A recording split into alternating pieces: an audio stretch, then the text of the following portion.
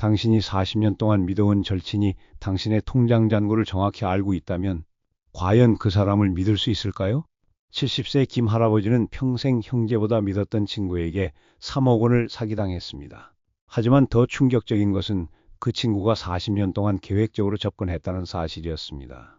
사람을 믿는다는 것이 이렇게 무서운 일인지 몰랐습니다.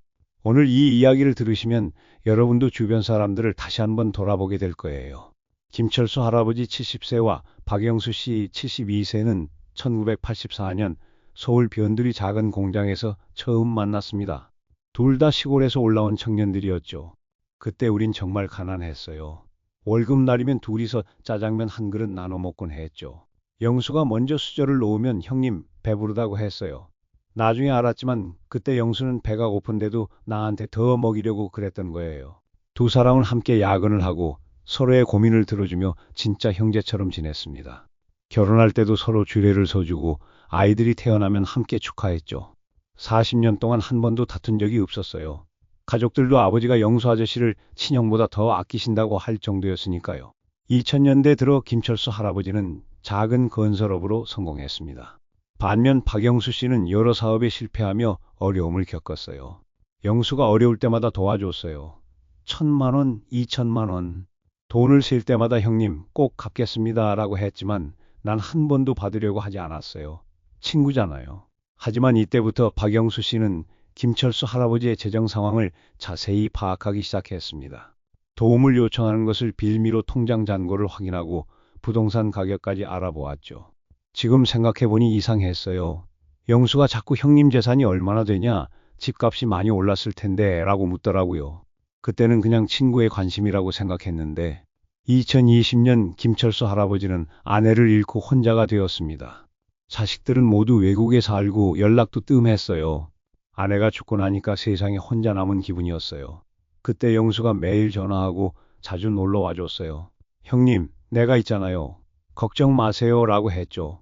박영수 씨는 김철수 할아버지의 병원 진료도 함께 가고 장 보기도 도와주었습니다. 완전히 가족처럼 지냈죠. 영수가 형님, 나이도 많으니까 재산 정리 좀 해야 하는 거 아니에요? 라고 하더라고요. 그러면서 복잡한 건 내가 도와드릴게요 라고 했죠. 이때부터 박영수 씨는 김철수 할아버지의 재산 관리에 깊숙이 개입하기 시작했습니다. 어느 날 영수가 형님, 좋은 투자처가 있다고 하더라고요. 친구 아들이 부동산 개발 사업을 하는데 확실한 수익을 보장한다는 거예요. 박영수 씨는 가짜 사업 계획서와 허위 서류들을 준비해 왔습니다.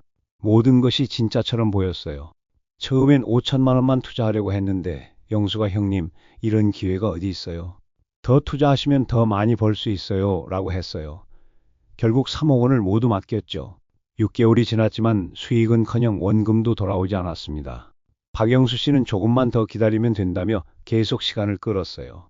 그러더니 어느 날부터 전화를 받지 않더라고요. 집에 가봐도 이사를 갔다고 하고 그때 알았어요. 내가 당했다는 걸. 경찰 수사 결과 더 충격적인 사실이 밝혀졌습니다. 영수가 나한테만 이런 짓을 한 게 아니었어요. 다른 친구들, 동네 어르신들 총 12명에게서 15억 원을 가로챘더라고요.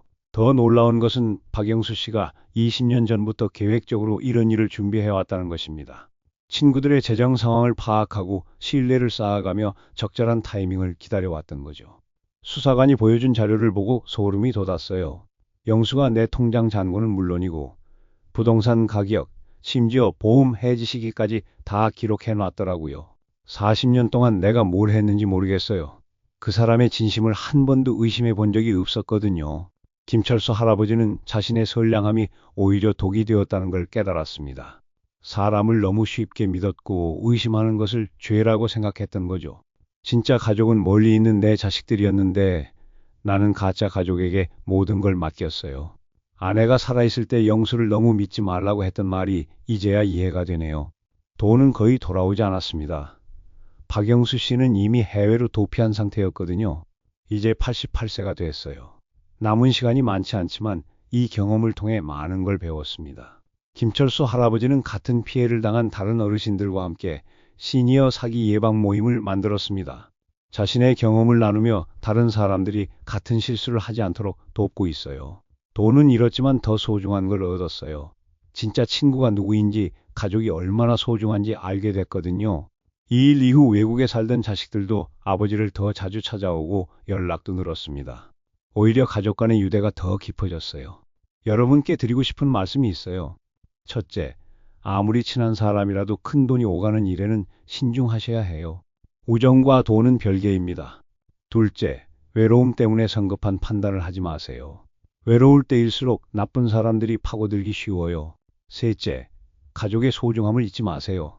멀리 있어도 진짜 가족은 끝까지 여러분 편이에요. 여러분도 비슷한 경험이 있으시다면 댓글로 나눠주세요. 우리가 함께 힘이 되어 드릴게요.